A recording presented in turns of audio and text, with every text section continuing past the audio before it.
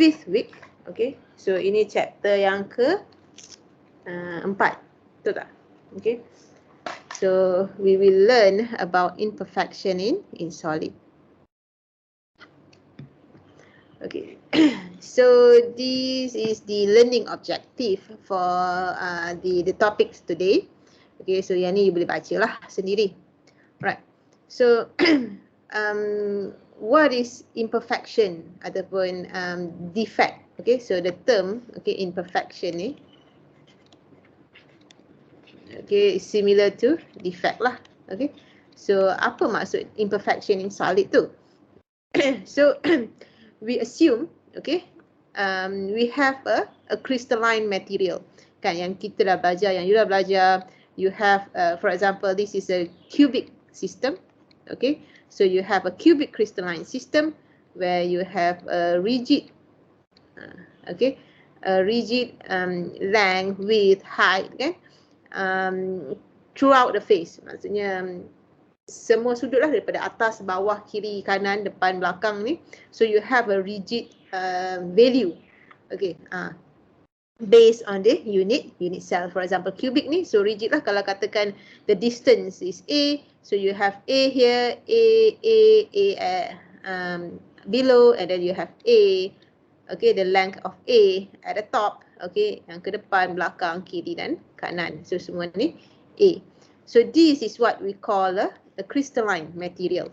Okay, so on the atomic scales, kita imagine the crystals, must have a perfect order.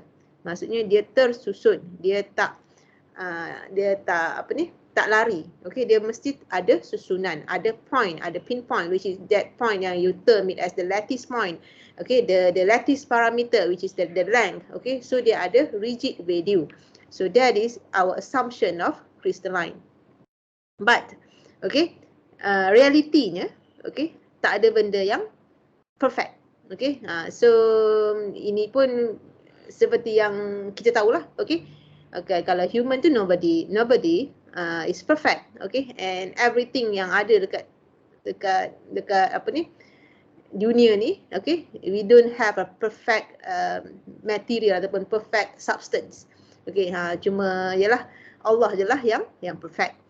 So by these terms, so it means that this perfect order ni, sama jugalah macam manusia lah kan.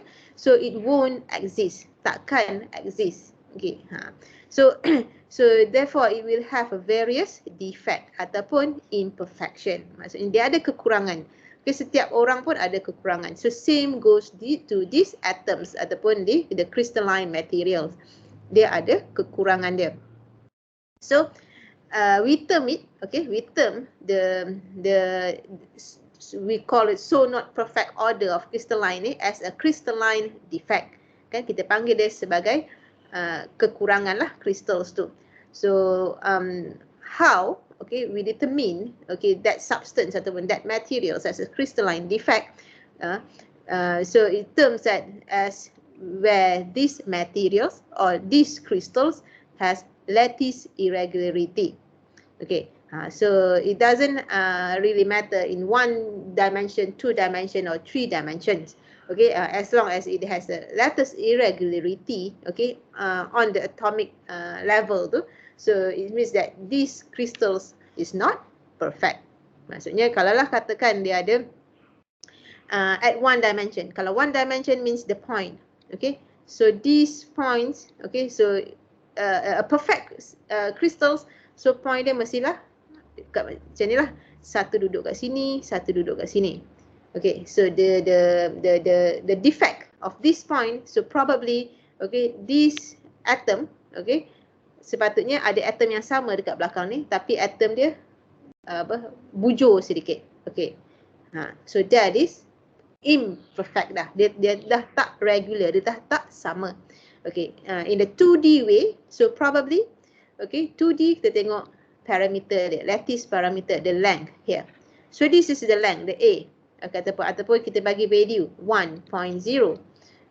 So it should be the next line ataupun the next lattice parameter must be the length must be 1.0 juga. But here there is some irregularity ataupun this crystals has defect. So it means that the lattice parameter dia jadi maybe 1.2. Okay, the length makin memanjang. So itu defect dia walaupun 0.2 but it's still irregular. So as long as there has irregular measurements, okay, inside this the order, so it's apa ni, correspond to the defect. Okay. So there are classification of the imperfection. So basically, okay, based on the geometry ataupun the dimension of the defect. So of course, bila you ada irregular tu, so you ada apa ni, ada effect on the geometry ataupun on the unit cell itself dalam these crystalline materials.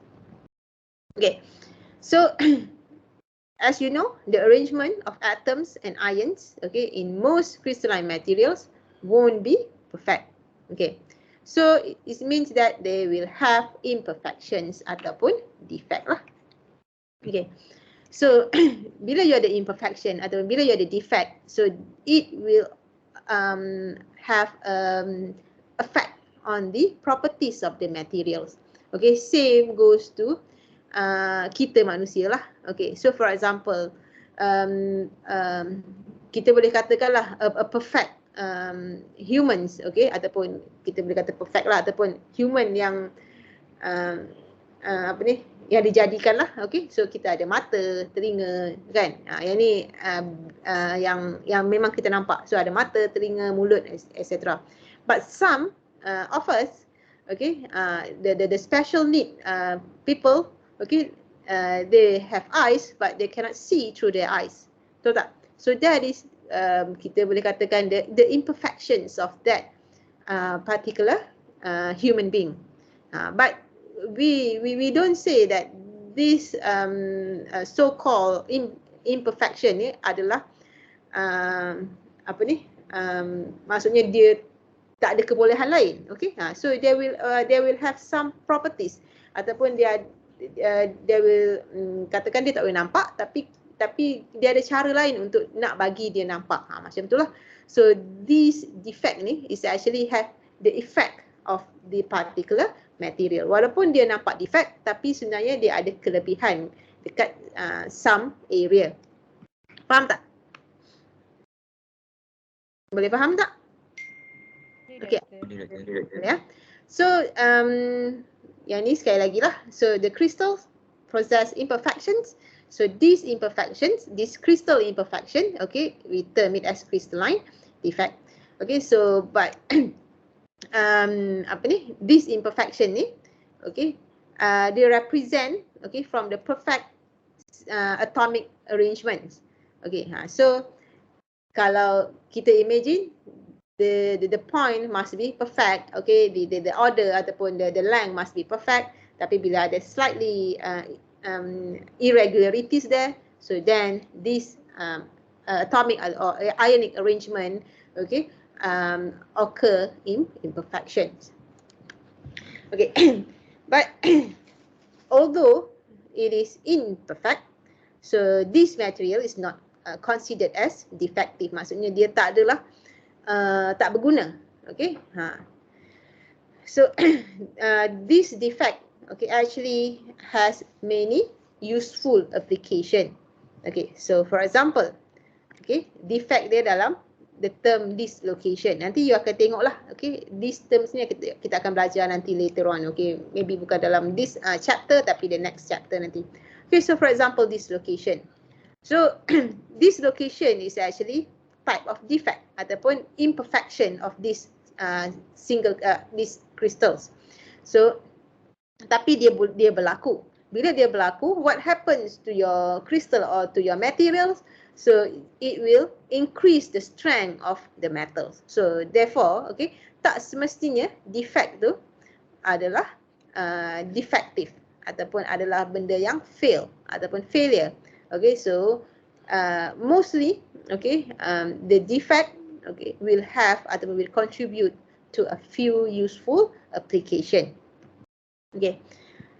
But sometimes of course lah, ada setengah-setengah defects tu memang fail, atau seperti, okay, for example here, the crystal silicon. Okay, so when you have a dislocation for this silicon, okay, so it will be undesirable. Maksudnya kita tak nak benda tu terjadi. But silicon is not an alloy. So yang ni adalah contoh-contoh yang lain, contoh-contoh sajalah. So usually for an alloys, okay, the imperfection or the failure tu, dia sesuatu benda yang bagus juga. Okay, it's not necessary fail towards your materials. Okay. So bila dia sesuatu yang bagus or useful, so therefore, okay, certain defect, okay, are intentionally created. Kita purposely create that defect. Okay, untuk apa? Untuk kita nak bagi a few useful application. Kita nak enhance the application. For example here, kita nak enhance the strength. So kita jadikan dislocation punya defect. Okay, so kita purposely create that things. Okay, so the application, okay, yang biasanya kita akan lihat, okay, dalam alloys is actually on the electronic properties, magnetic, optical and mechanical properties. So these are the properties that often relate to the application of an alloy. Okay. Okay. So another example, you have a pure iron. So pure iron is relatively soft. Okay. Okay. So kalau you nak buat apa-apa ataupun you nak buat any materials, okay, with an iron, a pure iron, so it is not recommended. Kan? For example, you nak buat pedang menggunakan iron. Memang orang buat pedang guna iron. But do they use a pure iron? Kalau you use a pure iron, then it is no use for the sword tu ataupun pisau. Kan, tak ada guna lah. So nanti you nak potong, katakan nak potong daging or even potong sayur, okay, dia tak boleh, okay, dia tak meet the purpose lah, because it is soft. So how you prevent that? So you add a small amount of carbon. So when you add a small amount of carbon, so this carbon is actually the impurities ataupun benda asing, okay, dalam pure iron ni. So it means that you create a defect, okay, dalam arrangement of this iron. Okay. Sebagai contoh lah, kan, this is iron, iron, iron. So this is this is the arrangement of the iron. Okay. Tapi bila you ada all irons, okay, in your materials, so it will be soft. Okay. So you tambah, okay, you tambah dengan carbon. Kan? Katakan you tambah a few carbon. So bila you tambah a few carbons, carbon ni dia tak dia tak tersusun secara rigid, okay, within the iron. So maybe dia ada kat sini sikit carbon, ada sini sikit carbon, atau duduk kat sini dia langkau, so maybe satu lagi kat sini, okay. So it will defect this crystalline arrangement. So dia dah tak jadi a perfect arrangement. Okay. So but kita nak benda tu terjadi. Okay, why? Because when you add up, okay, a little bit amount of carbon, okay, you will have a higher strength of plain carbon steel ataupun iron steel. So bila you tambah carbon dekat steel you ataupun dekat iron tu, so you will have a higher strength, okay, kekuatan dia makin bertambah. So therefore, even though, okay, this is a imperfection, but it is in a positive way of imperfection lah. Okay. So the properties of materials, okay, will be influenced, okay, by the presence of the imperfections. Okay, so you have to have the knowledge about the type of imperfection. Okay, sebab apa? Bila you tahu, okay, yang ni lah you akan belajar ni. Okay, when you tahu the imperfection that exists, okay, and the roles that are played, so you know okay, how it affect your material. Okay, sometimes you kena ada, sebab this imperfection you create intentionally kan. So you kena tahulah macam mana you nak create this imperfection.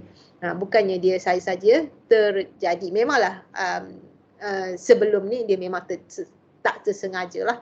Okay, tapi bila kita dah discover when you have imperfections, so we purposely intentionally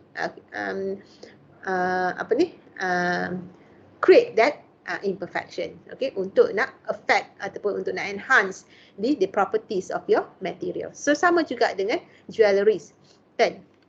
You have a gold. If you have a pure gold, then you cannot wear it lah, kan? Sebab bila you pakai gold, okay, tak kisahlah bracelet ke apa, cincin and so on, okay, so you wear it every day. For example, kalau tak wear it every day, you wear it on certain occasion, so means that you pakai, okay, so maybe you pakai basuh pinggan and so on. But if you have a pure gold, so that gold, okay, can be dented, and then it can be it is very soft, so maybe dia boleh terputus, okay. Bila dia terputus, so kita tak nak lah benda tu terjadi. So that's why, kan, if you look at your gold, so your jewelry's gold won't be 99.9% gold or 100% of gold. Okay, so it will have some impurities. They will add some impurities to have the imperfections towards that gold tu. Kan, bila ada imperfection dalam gold tu, so the gold tu dia become stronger. Sebab itulah kalau siapa-siapa perempuan kan, biasanya gold berapa, apa dia orang panggil, 96.5 96.5 saya pun dah tak ingat lah. Okay, so but as kalau sesiapa yang selalu pergi kedai emas tu kan, so kalau you have a diamond gold, okay, ring for example, so you cannot use this 965, okay, ataupun 96.5% of gold. You have to have a lower percentage of gold. Maksudnya gold tu lagi kurang, you tambah lagi metal lain untuk nak mengeraskan lagi your gold, untuk you nak ikat dengan diamond for example. So sebab itulah inilah yang kita katakan the imperfection. Okay. So when we talk about imperfection, so macam saya cakap tadi, we have impurities. Okay, so but we have two terms of impurities, okay, dalam materials ni lah. So first one, okay, impurities, and another one we term it as dopant. So what are the difference between these two? So impurities, okay, is materials ataupun elements, okay, that presence, okay, from raw materials ataupun during the processing, tak kisahlah, samalah. Okay, so dopant pula, okay, similar to impurities, dia an alien items ataupun metals, okay, ataupun atom, okay, ion, tak kisahlah, okay, but it is deliberately added, you purposely added, okay, so but you know the concentrations, you know at specific location where this component you want to pinpoint at, okay, so that is a dopant. Okay, so it means that this dopant, okay, inilah yang kita katakan yang sebelum ni lah, where you have an intended beneficial effect. Okay, so for example, okay, silicon, okay, in a single crystal, okay, contain oxygen as dia punya impurities. Okay, dalam silicon tu, silicon crystals, okay, you have oxygen, but this oxygen, okay, is act as impurities. Okay, while for kalau dopant pula, similar, kita guna crystal yang sama, which is a silicon crystal. Okay, so kita add phosphorus and boron, okay, towards these silicon crystals, but this phosphorus and boron kita tak term it as impurity, kita term it as the dopants lah. Okay, so these, tapi dia punya maksud dia sama, benda asing lah yang kita tambahkan. So these dopants, okay, will be added to the silicon crystals. Tapi bila you add this phosphorus and boron, okay, apa yang terjadi to your materials? It will improve the electrical properties. So maksudnya this phosphorus and borons is a good way of impurities. Okay, so with oxygen, okay, added to the single crystals, to the silicon single crystals, okay, it will form ataupun it will have a negative effect. Okay, while kalau dalam apa ni, phosphorus and borons pula, okay, as a dopants, okay, so it will create a useful effect where it improve the electrical properties. So nampak tak beza the term impurity and dopant? Boleh ha? Boleh beza? Boleh. Boleh. So bear in mind the dopant, okay, normally kita use bila kita discuss on a material, okay, ataupun dalam alloys, okay, kita tak kata dopant, okay, dalam katakan dalam bukan nak kata experimental, but towards the, macam kalau katakan you nak buat a metal complex, kita tak call it, kita boleh we term it dopants ni usually bila kita discuss on the materials ataupun alloys lah, okay. Tapi kalau let's say you nak buat eksperimen, okay, you have you nak guna solvent katakan ethanol, okay. Dia kata guna solvent ethanol, okay. You put the ethanol, you measure the ethanol in your apa ni, measuring cylinder, okay. Tapi sebelum tu the measuring cylinder ni you wash with water. Lepas tu ada water yang tertinggal, okay, dalam measuring cylinder ni, okay. So this water ni, okay, and then you put the ethanol. So this water you term it as impurity ke? Bukan.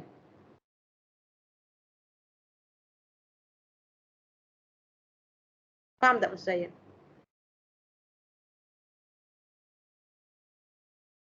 Boleh tak? You have a measuring cylinder, kan? Ni dalam lab lah, kan? So you kena measure ethanol, kan? Katakan you nak measure ethanol 20 ml, okay? So you basuh lah you punya, ataupun you basuh, biasanya kan kita wash our measuring cylinder, kan? Apa-apalah kita punya radas ni, so you basuh. So bila you basuh, lepas tu you buang air and then you put the ethanol in it. Okay, so do you think your ethanol ni ada impurity ataupun tak?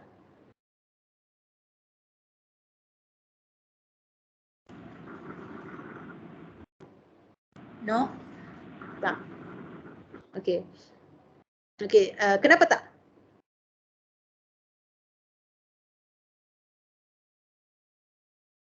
Sebab dia tak effect dengan ethanol.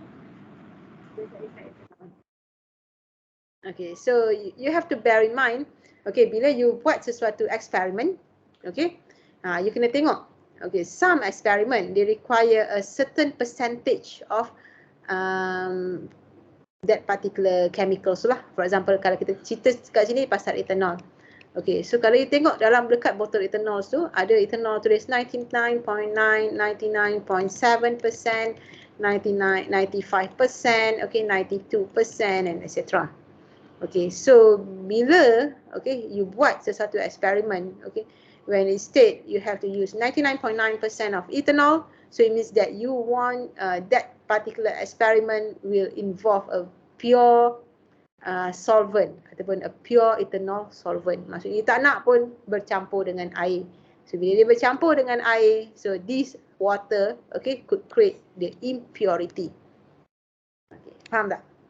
Tapi let's say, okay, your experiment is not a sensitive experiment, okay, so katakanlah you boleh je nak guna less percentage of ethanol. Okay, so yes, okay, you tak perlulah nak keringkan you punya apa ni, measuring cylinder, beaker and etc.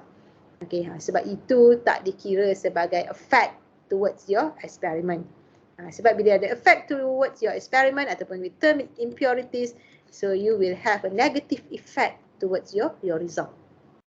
So maksudnya impurity ni bukanlah bermaksud something yang tak boleh bercampur.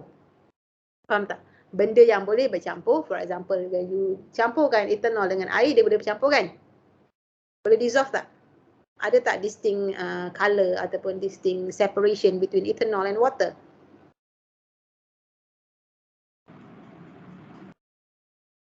Ada ke tak ada?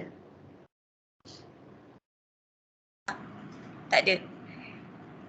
Tak akan ada lah. Okay.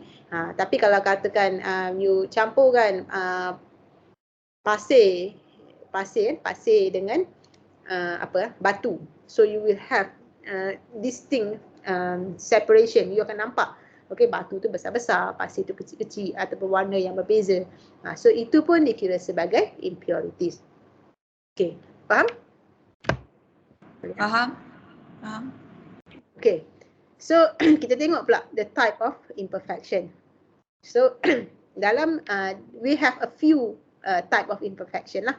So satu dalam point defect. Okay, so point defect is in the 0D lah, sebab dia ataupun sebenarnya dia satu point saja kan. So it will involve the vacancy of the atoms, okay, the substitutional and interstitial atoms, okay, and then these Franco-Scotty defects. Okay, so yang ini kita tak tengok lah. So kita akan tengok these two points ni, okay, these two properties ni. And then kita tengok pula the line defect, okay, which is in 1D, okay, the line defect. So the line defect they classify as edge dislocation, ni lah dislocation tadi tu, screw dislocation and mix dislocation. So yang ini kita akan tengok on next week. Okay, and then kita tengok pula on the surface defect. Okay, so this is on the 2D ni lah 2D way. Okay, so apa yang berkaitan adalah grain boundaries and twin boundaries. So kita akan tengok on the grain boundaries sahaja. Okay, and then the volume defect or as in the 3D way. So this is all the properties. So untuk your course, okay, ataupun khusus kita ni lah, saya taklah cover all those things, okay.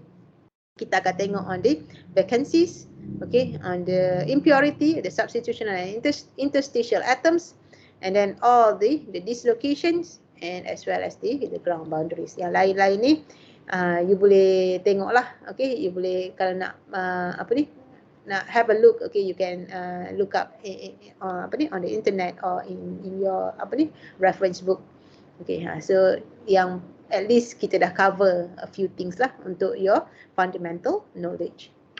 Okay, so inilah yang kita akan tengok. So untuk today kita akan tengok on these things. Okay, so yang lain-lain ni minggu akan datang lah.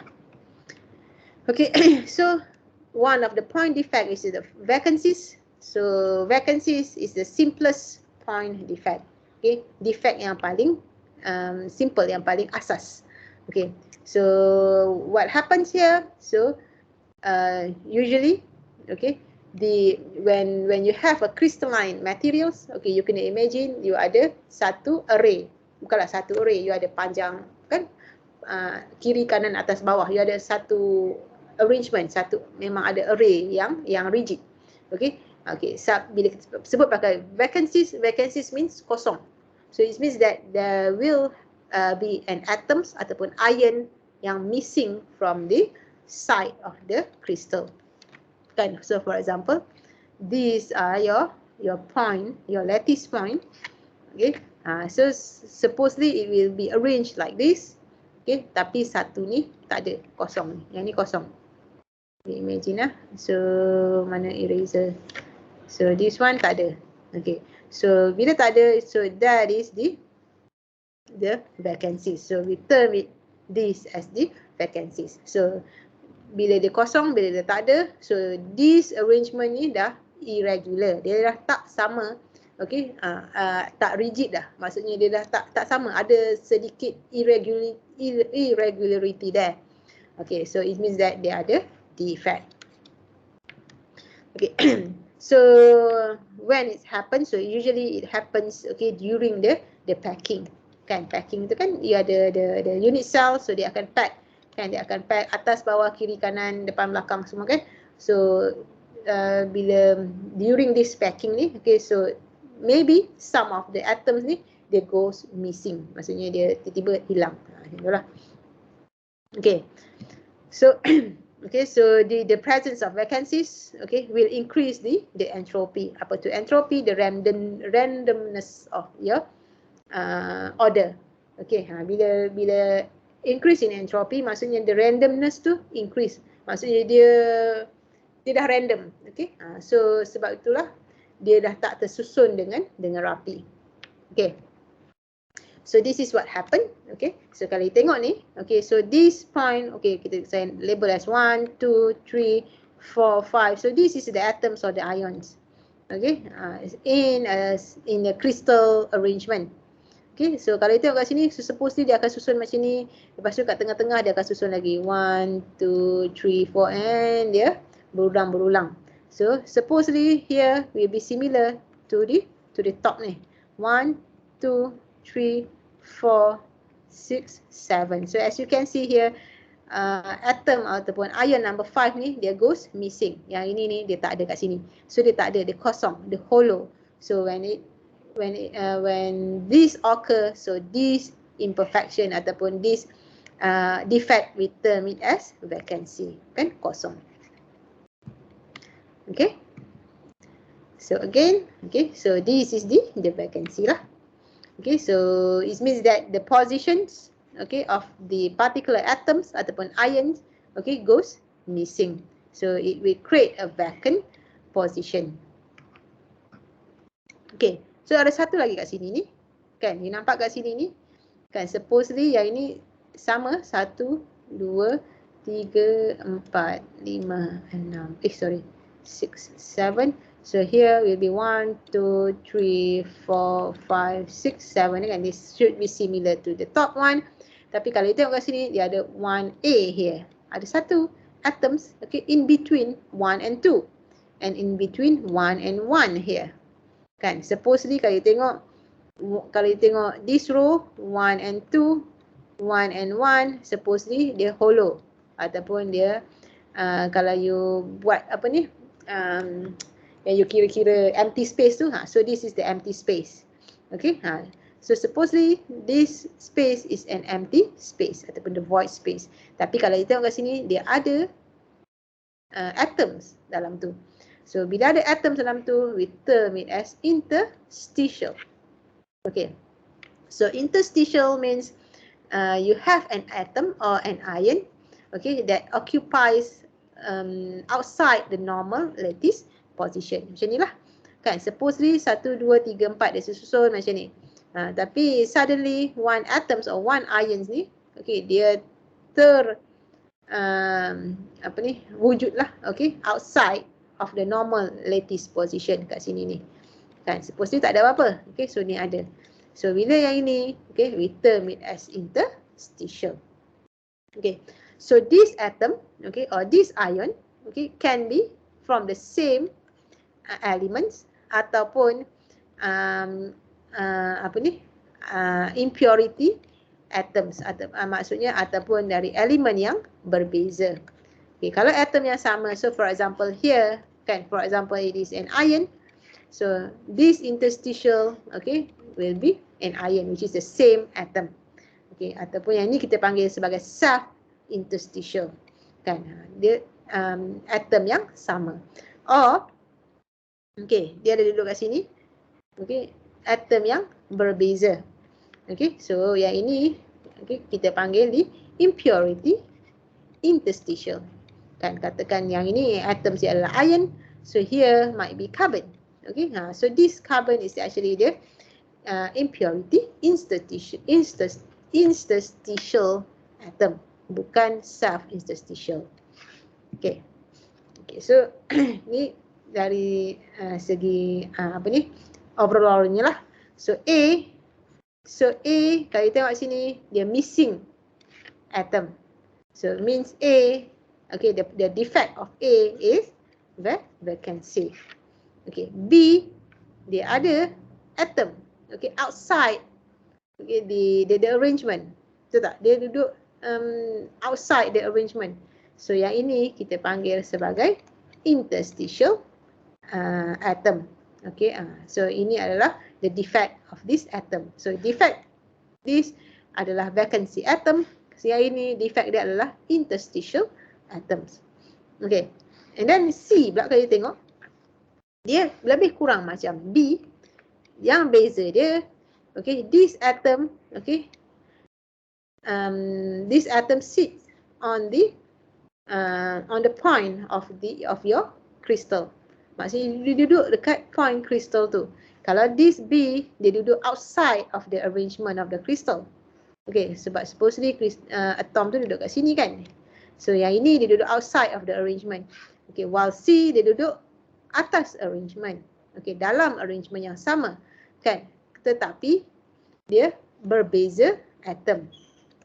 Kan, tengok atom ni warna orange, tiba-tiba yang ini warna hitam. So you ada difference in atom. So tapi dia still duduk dekat atas point apa ni, point single crystal tu lah, atau point crystal tu, ataupun the lattice point, dia still duduk dekat atas lattice point. Cuma bezanya adalah different in atom. So here we term it as substitutional. They substitute the atom here, they substitute the home atom ataupun atom yang asal kepada atom yang berbeza. So similar to D, yang ini pun sama. Okay, this atom, okay, dia duduk dekat atas lattice point in this single crystal. Okay, cuma yang berbeza dia adalah ini dia atom yang berbeza kan. Katakan sini atom warna orange, yang ni atom warna grey. So atom yang berbeza. So it means that this defect is a substitutional defect. They substitute the atom. Cuma yang membezakan D and C is C, the substitutional atom is small. So you have a small substitutional atom. Untuk D, you ada large substitutional atom. So kalau you tengok kat sini, bila you ada apa ni, what we call this imperfection kan. So you look at the arrangement of this the arrangement of this apa ni, atom kan, nampak disorder lah, ataupun kita boleh nampak the imperfection kan. So supposedly kan dia akan jadi segi empat sama, okay, ataupun square. So kalau kita tengok kat sini, nampak tak dia jadi ada dent sedikit. So yang ni pun dia ada dent. So these are the imperfection. So nampak tak dia no longer apa ni, a straight line. Okay, sama juga macam ni lah, dia akan ada slightly dent. So this is the imperfection. So yang E and F kita tak cover lah. Boleh? Faham? Boleh? Any? Tak ada. Okay. So ini gambaran lain pula lah. Okay. So bila you tengok this apa ni, atoms arrangement, okay, so you boleh nampak, okay, that atoms ni ada slightly imperfection. For example here kan, supposedly dia goes kan, dia straight sini, ada semua ada atom, tiba-tiba kosong. So means that you have a imperfection there, which is you have a vacancy imperfection. Okay, ground boundary sini kita tengok lagi lah. Okay, dislocation kita tengok lagi. So ya, tengok pula yang ini. Okay, so yang ini kan, you have this atom, okay, suddenly you have these red atoms here. So what is the term of this imperfection? Apa?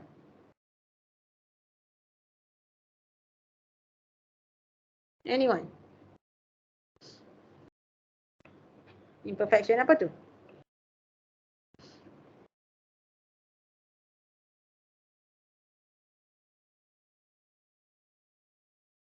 Anyone? Kita baru bincang tadi.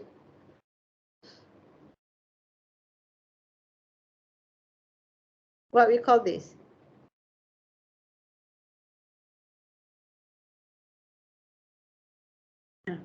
Cepat.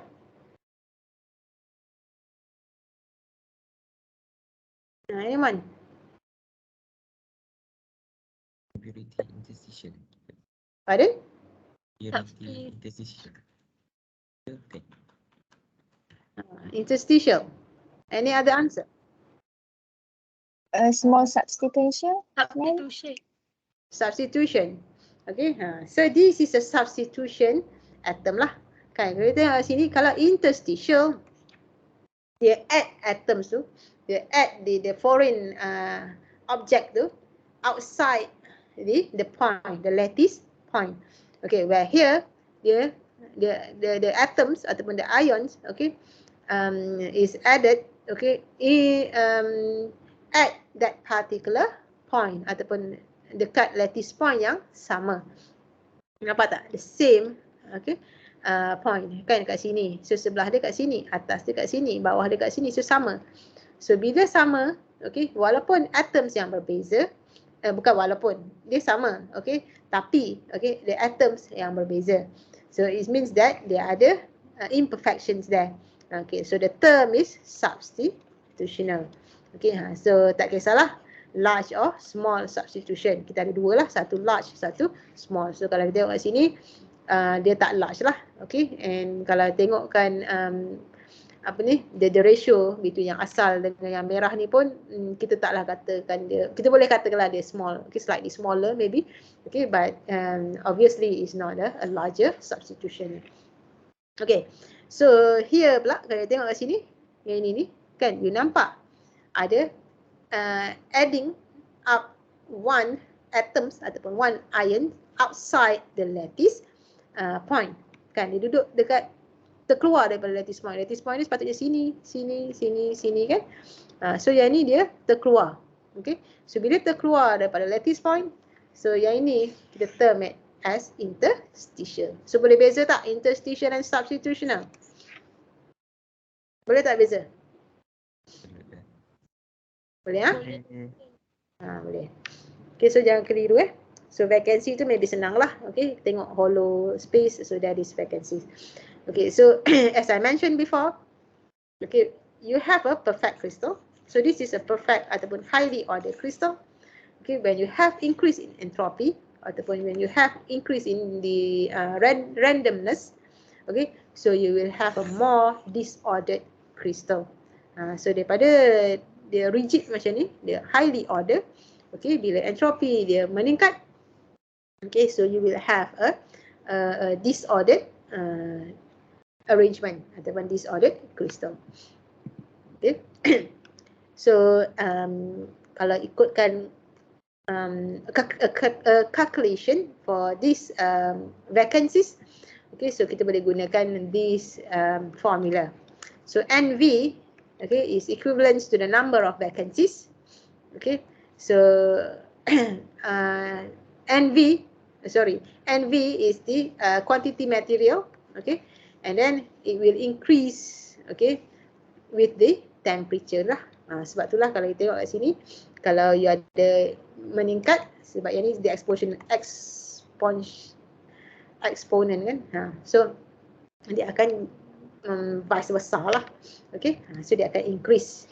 Okay, so N is the total number of atomic site, okay, so Q usually ada dalam apa ni, it will be given lah biasanya Q.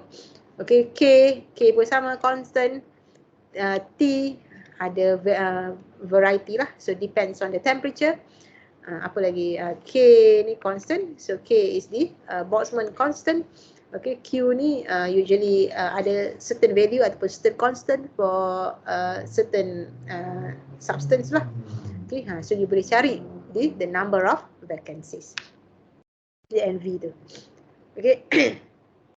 So by this formula, okay, kita boleh kata the number of vacancies will increase exponentially with temperature. Dia akan increase lah. Okay. So then kita tengok pula the soft interstitials. So interstitial ni dia berlaku kat mana? Sekali lagi, interstitial kat mana? Kat mana?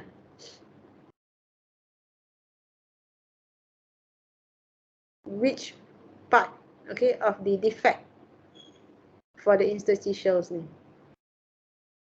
Ataupun apa yang you faham about the interstitials defect?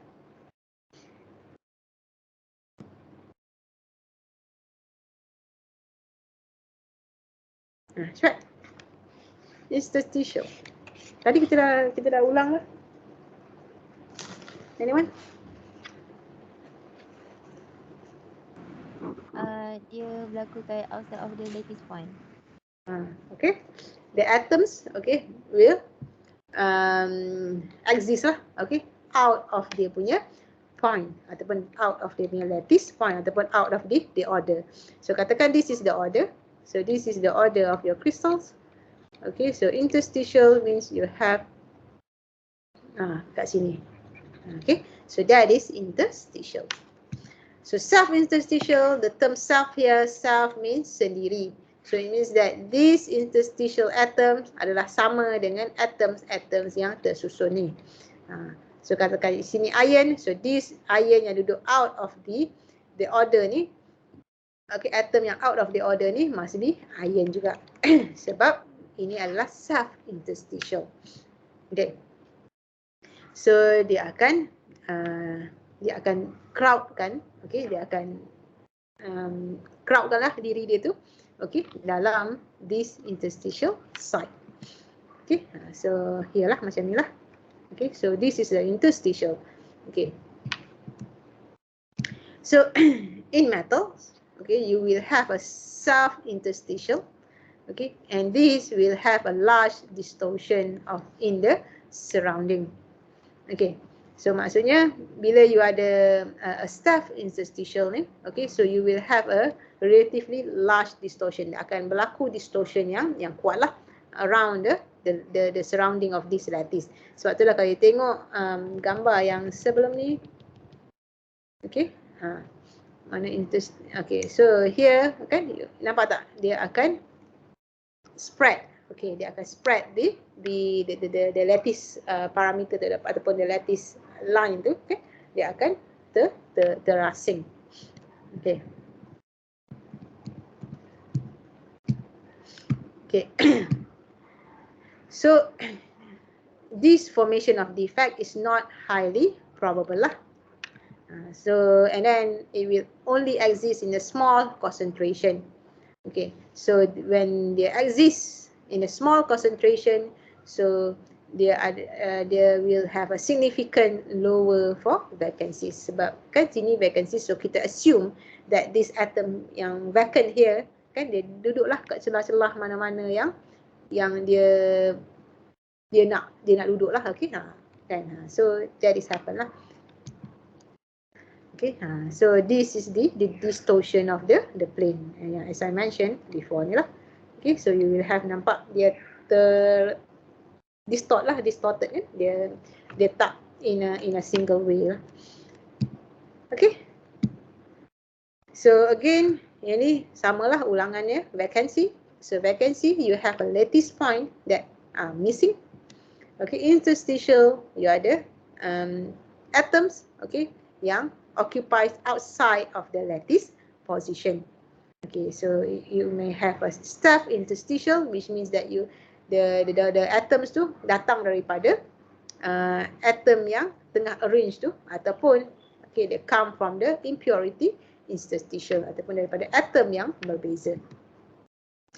Okay, so atoms, okay, can be differ from the host lah. Okay, so it's not possible, okay, for a pure metal to consist of one atom only, kan? Sebab apa-apa pun kalau you gali, kan, metals usually you dig from the earth lah, kan? Mana ada metals yang wujud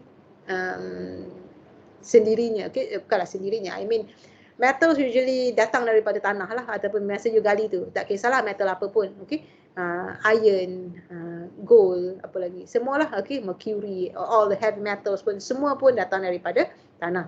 Okay, so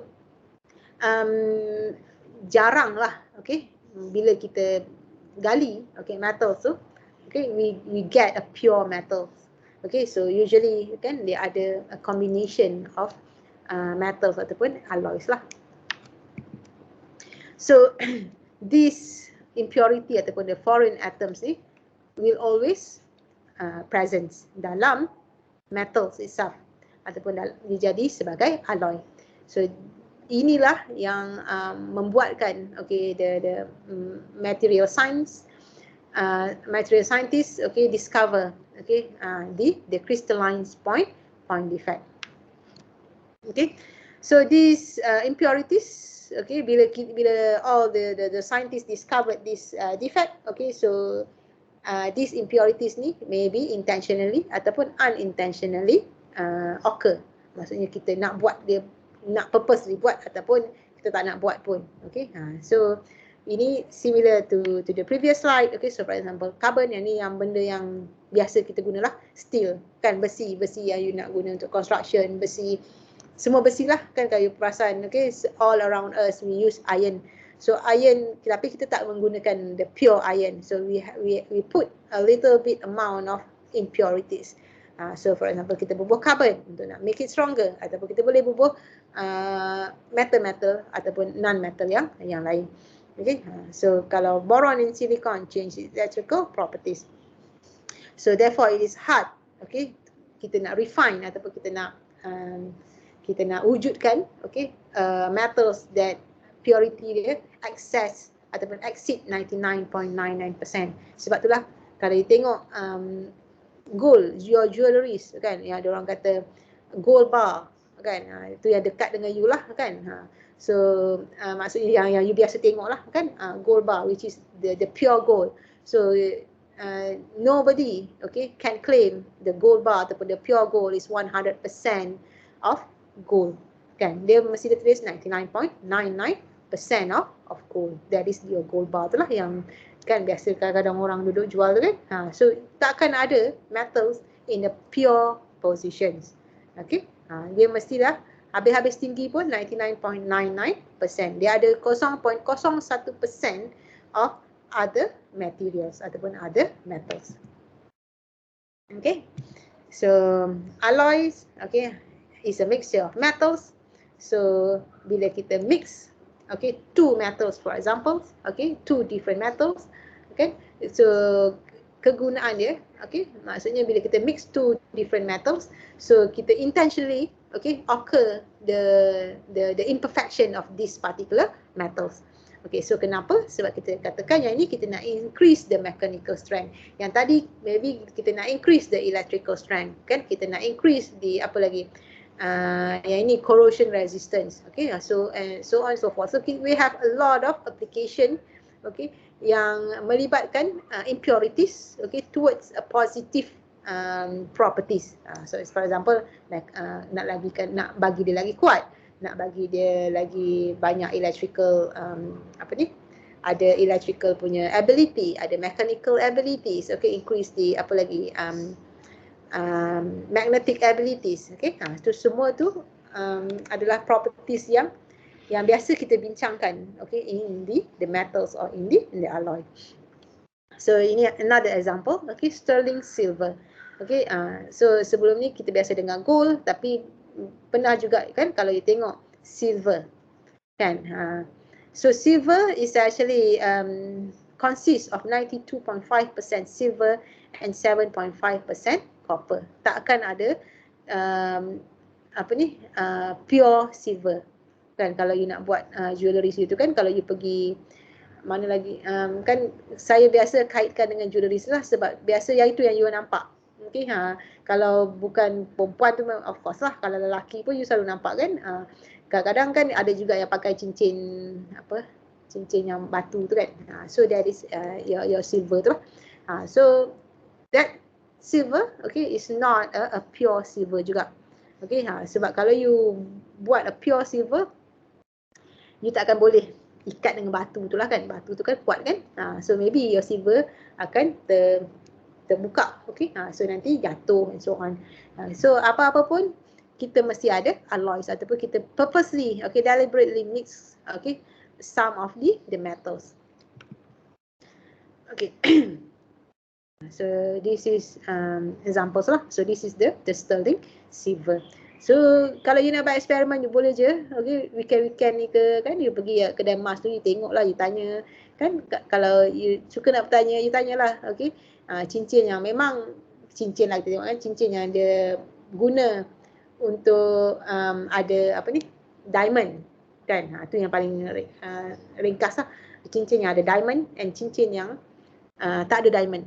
Okay, you can compare the percentage of kalau katakan gold, the percentage of gold, okay, with these two apa ni, cincin ni. Okay, so usually cincin yang ada diamond, okay, memang kita tak boleh, okay, buat, okay, using the 96.5% tu. Kita akan lower the gold punya percentage.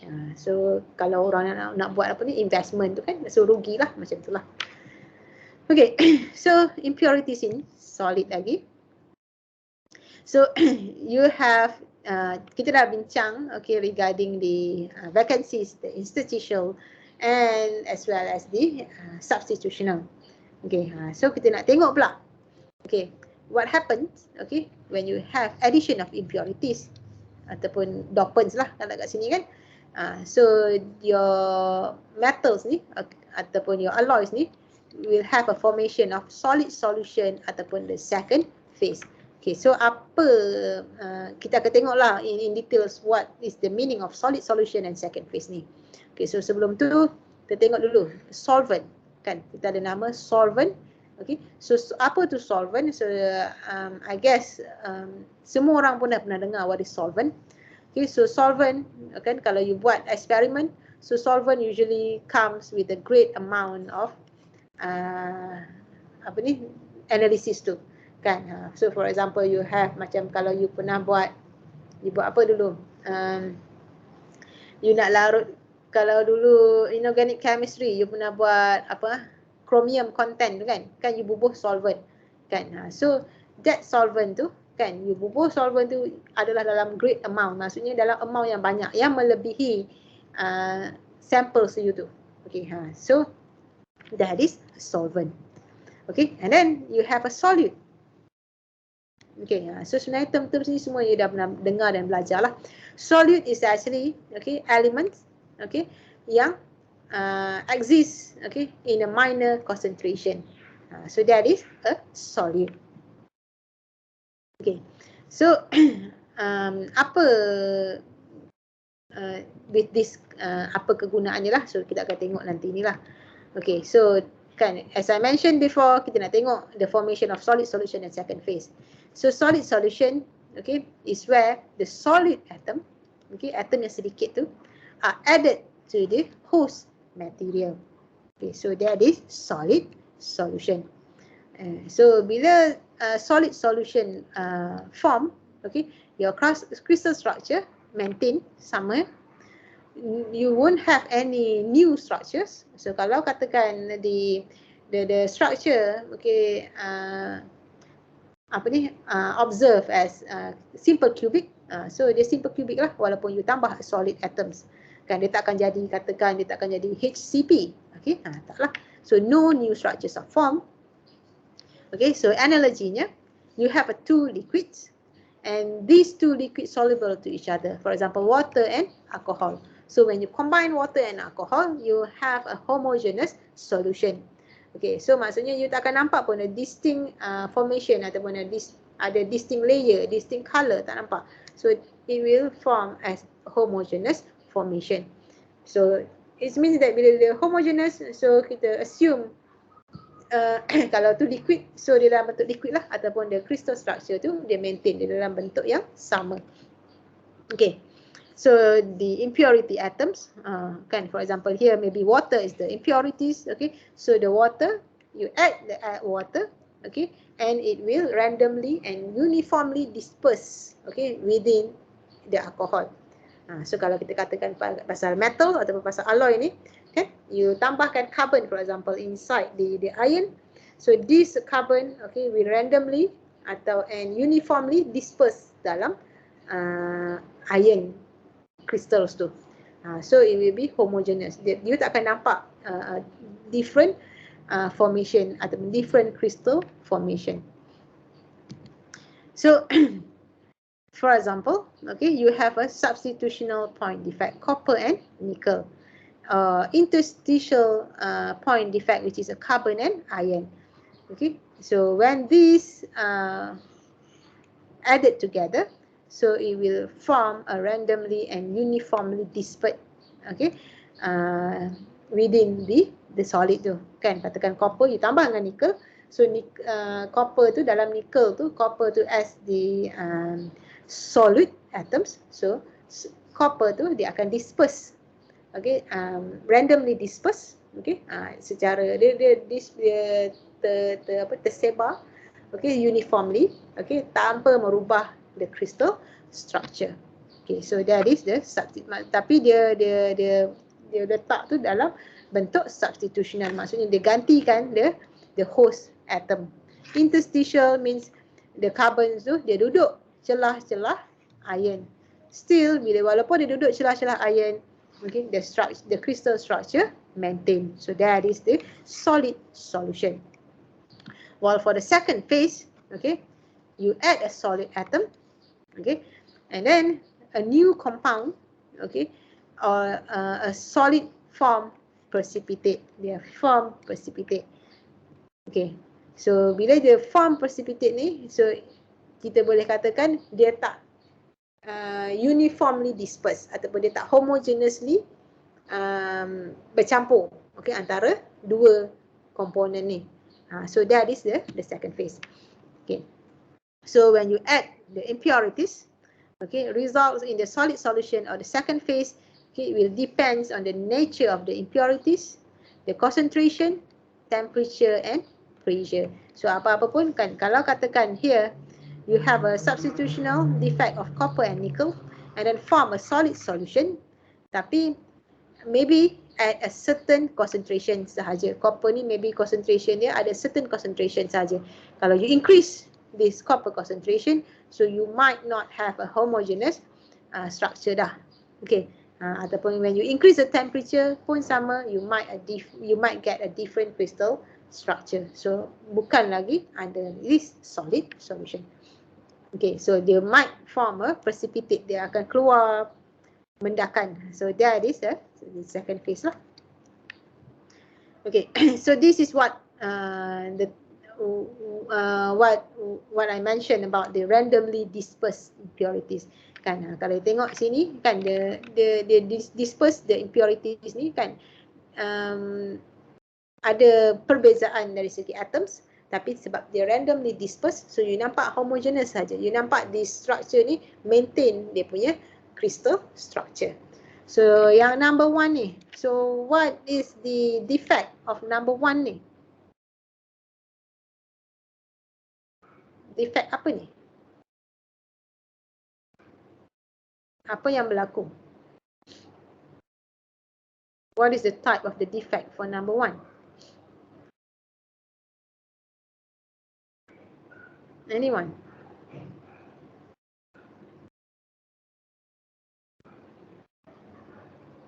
Anyone? Substitutional. Yes, a substitutional defect. Kan, sebab kalau tengok sini kan, this point they substitutes the atom. Okay, while number 2.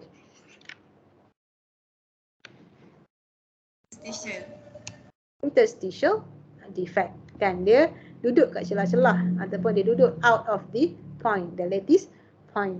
So dia duduk kat celah ni lah. So this is the interstitial defect. Okay, walaupun dia ada defect, tapi sebab dia randomly dispersed, okay, so dia bentuk, okay, the single crystal tu dia maintain dia punya bentuk. Okay, so again, okay, so this is a substitutional solid solution. So kalau tengok sini, dia substitute the atoms, okay, so yang biru ni adalah the solid ataupun solute atom. Okay, so dia gantikan the solid atoms ni. Okay, solvent yang banyak tu lah, yang ada yang banyak dalam you punya alloys. So dia ada pertambahan ataupun the addition of the solid. So ada pertambahan kat sini. Tapi bila dia tambah solid elements, so the solid form a substitutional defect. Okay, tapi dia form randomly dispersed. Okay, dia secara sekata. So that's why we term this as substitutional solid solution.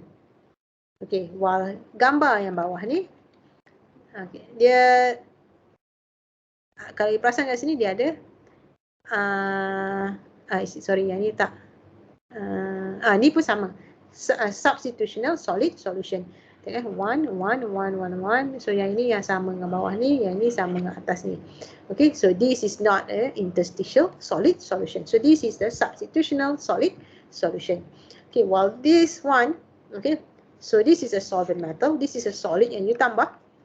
Okay, ditambah dalam ni, and then pertambahan atoms ni, okay, dia randomly disperse. Okay, dia duduk kat celah-celah ni tanpa mengganggu ataupun tanpa mengubah crystal system ataupun crystal structure.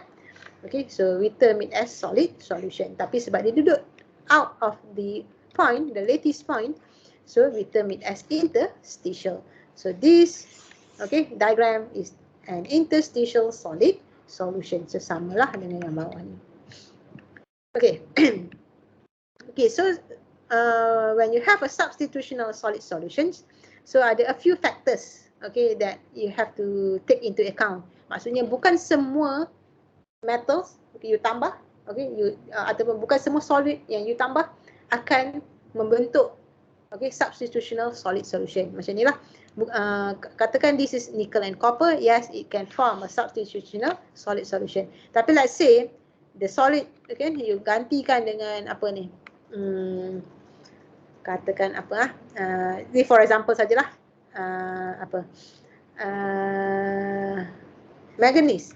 Okay, kalau katakan you gantikan dengan manganese, so probably you won't get a substitutional solid solution. Sebab apa? Sebab dia ada a few factors. Okay, untuk nak mendapatkan a high solubility ataupun a substitutional solid solution. Solid solution ni maksudnya dia disperse in a kita ataupun dia adalah homogeneous lah, ataupun dia high soluble. Okay, so faktor yang pertama adalah atomic size factor. So when you have a similar atomic size, atom yang size yang lebih kurang sama, so yes, then you can substitute easily. Maksudnya you boleh substitute this atom and then bubuh atom yang solid atom yang you tambah tu. Okay, so takkan ada perubahan dari segi distance, and etc. Okay, so this is the factors lah: crystal structure, electronegativity and balances. Okay, so atomic size, so you have to pick, and atoms, yang dia punya difference, solid and the solvent ni, the radius dia, kenapa ni? Nampak tak? Kenapa dia tiba-tiba terkeluar? Boleh nampak tak? Boleh Doktor. Nampak. Boleh ada siapa nak present tadi tu. Okay. So dia punya difference adalah 15% lah, lebih kurang 15%, the difference of the radius. Tak bersin.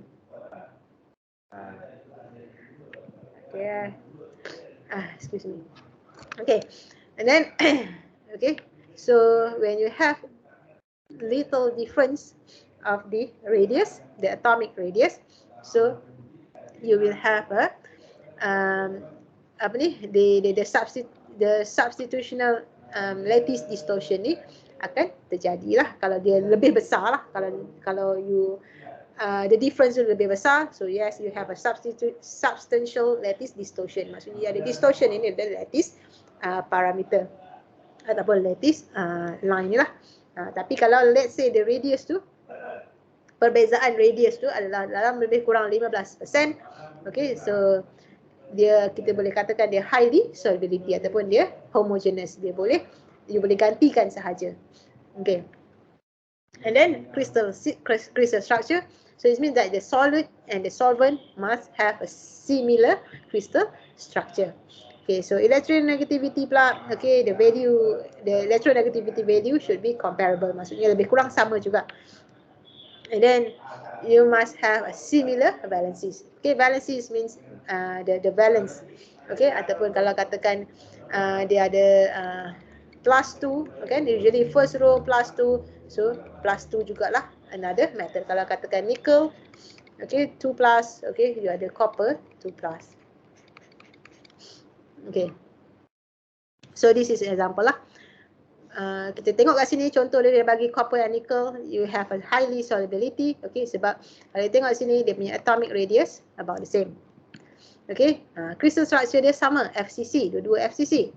Okay, the electronegativity are about the same. Okay, 1.9, 1.8. Okay, so the valencies pun lebih kurang sama. Kalau katakan sini copper 2 plus, nickel pun nickel 2 plus. So let's say kalau one of them ni bukan, katakan this is copper 1, okay, with nickel 2, so you might not have a highly solubility, okay, of arrangement. Maksudnya dia ataupun dia tak jadilah solid solution. Okay, ni tak nampak dapat tulisan ni kejap. Okay, so here, okay, we can say that nickel is completely miscible in copper. Sebab apa? Sebab all rules yang ada ni ataupun all factors ni apply.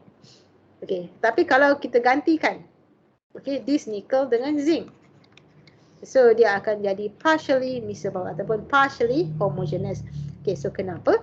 Sebab you have a different in valencies, different in crystal structure. So bila you tak apply ataupun you tak apply these 4 factors ni, okay, you won't get a miscible compound ni, ataupun dia takkan jadi homogeneous lah. Okay, okay, so okay, another example, okay, adalah interstitial solid solution. Tadi substitutional, kita gantikan interstitial, dia duduk, okay, di antara apa ni, lattice point ni kan.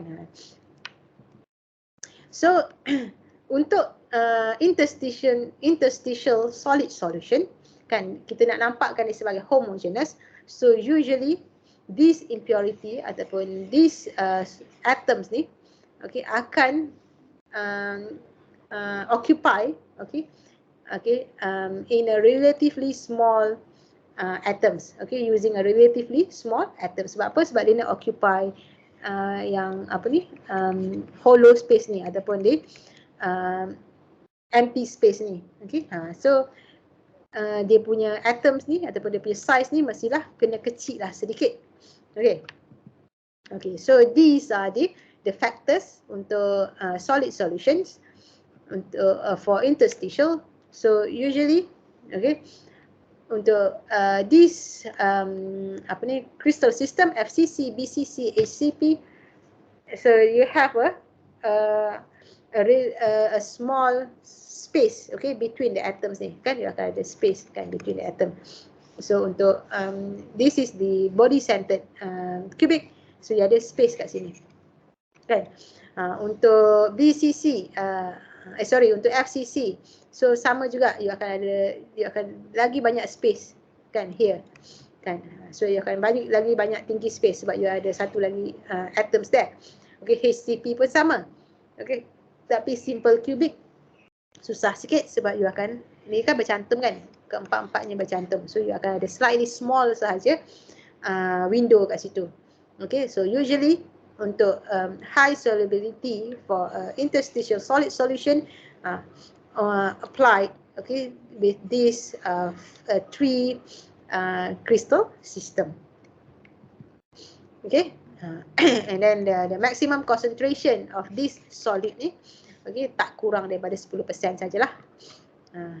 So kalau let's say you have this is the radius for the carbon. So kalau kita tengok kat sini, the carbon is slightly ataupun memang kita nampak significantly lower than the iron kan, sangat rendah lah. So therefore sebab itulah carbon boleh occupy at this interstitial place. Okay, dia boleh duduk dekat tengah-tengah tu. Okay, so this is the kalau kita tengok sini, this is the metals, okay, nickel and copper, and this is another example of lead and copper. Okay, so kalau you tengok kat sini nickel and copper, so does these alloys ni ada homogeneous ataupun tak, ataupun have highly solubility ataupun tak? Anyone?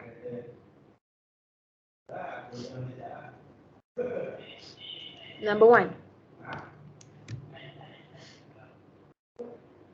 Kan bila you ada nickel inside the copper ataupun copper inside the nickel ni, adakah dia homogeneous ataupun adakah dia soluble? Kita boleh highly soluble. No. No. Okay, kenapa no?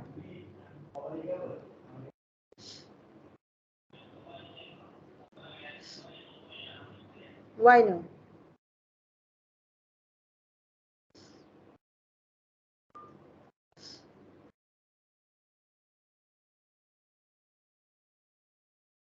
Kenapa?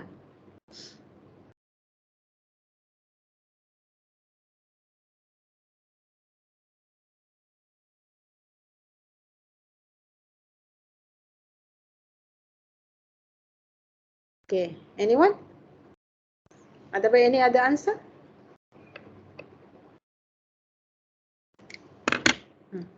Doktor, saya rasa yang nombor 1 tu homogeneous.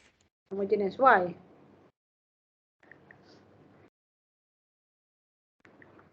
Why?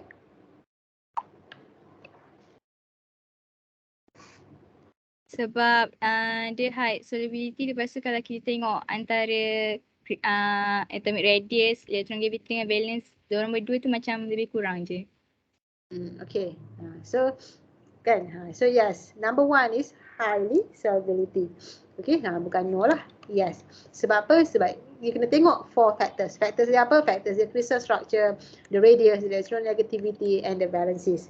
So kalau kita tengok sini nickel and copper sama, crystal structure yang sama, atomic radius are about the same kan, atomic radius kan dia kena lebih kurang 15%, okay, applicable lah. So and then the electronegativities pun sama, valencies dia pun sama. So this will be solubility. Okay.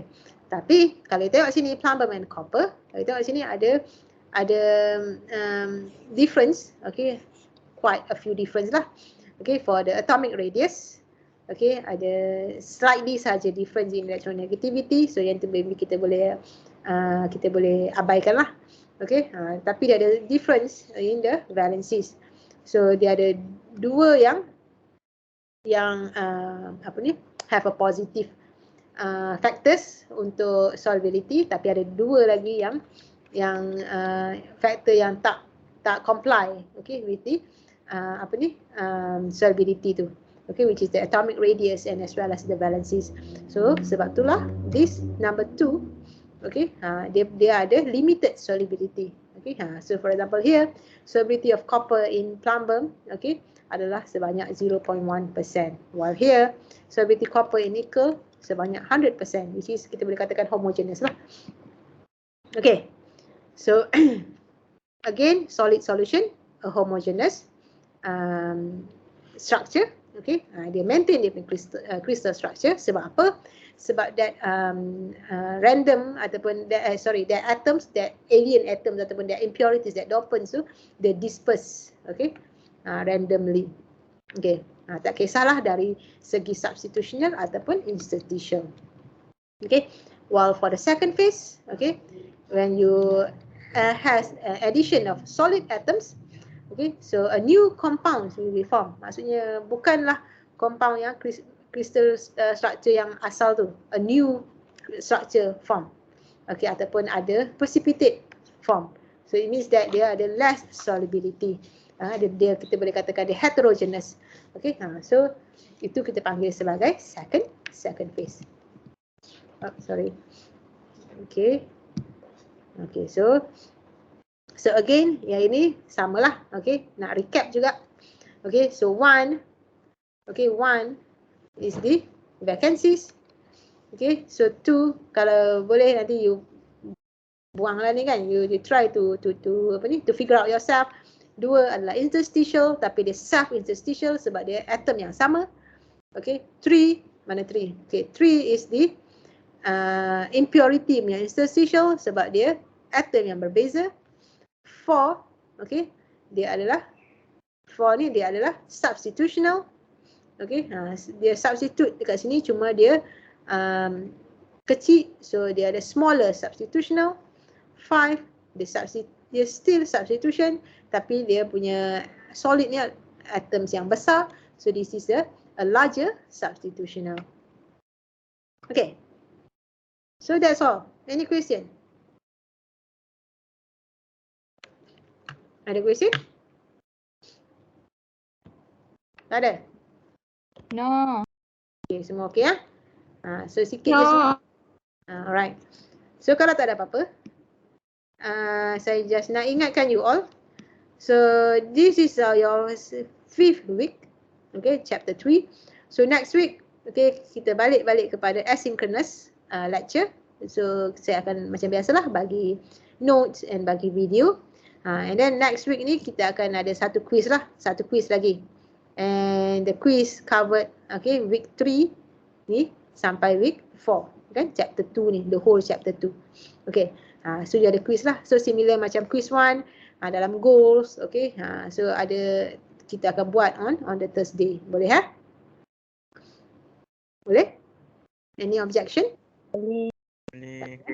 Okay, so sebab dia dah week 6, dah cuti raya. Okay, so sebab week 6 next week tu kita tak berjumpa live ni kan. So saya nak mengucapkan selamat hari raya kepada semua.